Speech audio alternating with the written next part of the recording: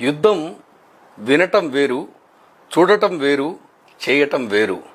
ఓసారి బరిలోకి దిగితేనే కదా తెలిసేది కలబడతావో కూలబడతావో అని.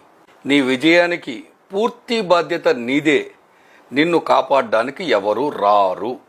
రాజీ పడాల్సిన చోట యుద్ధం చేయడం ఎంత తప్పో, యుద్ధం చేయాల్సిన చోట రాజీ పడ్డం కూడా అంతకంటే పెద్ద తప్పు.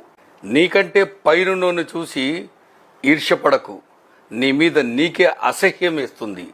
నీ కిందున్నోని చూసి చులకన చేయకు. నీకు తలపొగరు నెత్తికెక్కుతుంది. ముఖ్యంగా నిన్ను నువ్వు ఎవరితో పోల్చుకోకు. నువ్వు నీలాగే ఉండు. గెలవగలను అనే నమ్మకం నీకొస్తుంది. పడితే తిరిగి లేవడం, తిరిగి ప్రయత్నించడం తప్ప నీకింకో దారే లేదు.